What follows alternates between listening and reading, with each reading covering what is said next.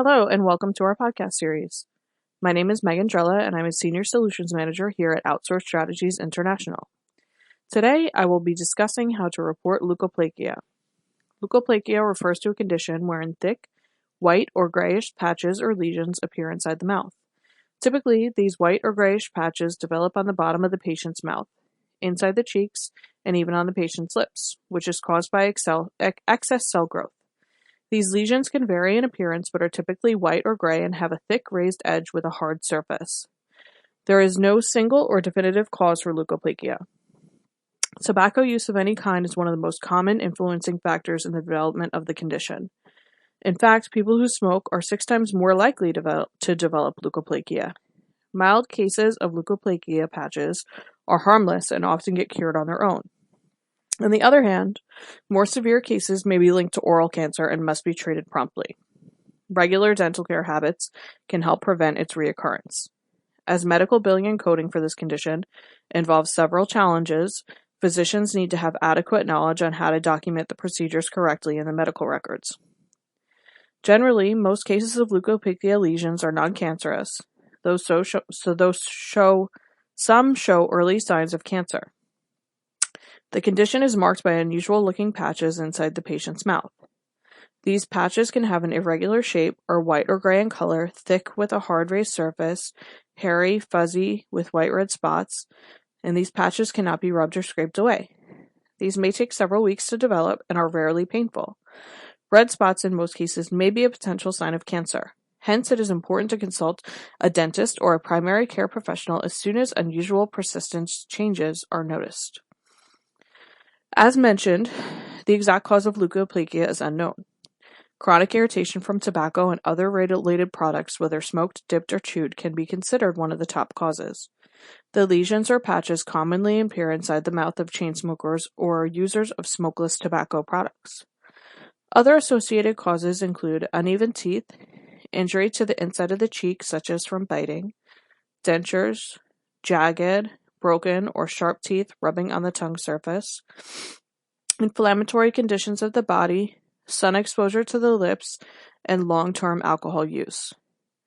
Another common type of leukoplakia, called hairy leukoplakia, primarily affects people whose immune systems have been weakened by disease, especially HIV/AIDS.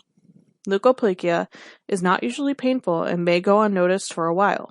Most cases occur in men in the group of 50 to 70 years old. In most cases, less than 1% of cases are seen in patients under the age of 30 years. Common symptoms include appearance of raised red lesions, white or grayish patches, irregular or flat textured, thickening or hardening in areas. Diagnosis of symptoms usually starts with an oral cream. As part of the oral exam, the dentist or primary physician may examine the patches in the patient's mouth and attempt to white off the white or gray patches in order to confirm whether the patches are leukoplakia. In some cases, people mistake these patches as their condition for oral thrush, a yeast infection of the mouth. Dentists may also evaluate the patient's previous medical history and other risk factors for this condition. They may need to do other tests to confirm the cause of the spots, as this helps them to recommend a treatment modality that prevents the reoccurrence of patches. If the condition of leukoplakia is confirmed, the dentist will most probably test for early signs of cancer by performing an oral biopsy and excisional biopsy. Treatment for this condition becomes most successful when a lesion is found early and treated early when it is small. Regular checkups are important to inspect the patient's mouth for areas that look quite abnormal. In most cases, these gray or white patches improve on their own and don't require any specific treatment. However, if the patient's condition is related to irritation from a dental problem, the dentist may be able to treat this issue. If the lesions show early signs of cancer, the treatment may involve removing patches immediately, as this helps prevent the cancer cells from spreading. Patches can be removed by using laser therapy, a scalpel, or a freezing procedure. Antiviral medications may be prescribed, which can suppress the Epstein-Barr virus, which is the cause of hairy leukoplakia. Practicing good oral hygiene and stopping activities that damage or stress the mouth lining are the best way to manage and prevent leukoplakia. Some of the common prevention strategies include stop smoking and chewing tobacco, stopping the consumption of alcohol, eating antioxidant-rich foods, avoiding abrasive dental hygiene products such as whiteners and rinses, keeping mouth wounds clean, attending routine dental exams, and maintaining dental hygiene.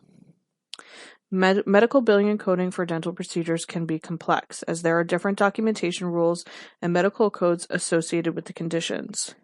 I hope this helps, but always remember that documentation as well as a thorough knowledge of payer regulations and guidelines is critical to ensure accurate reimbursement for the procedures performed. Thank you for joining me, and please stay tuned for my next podcast.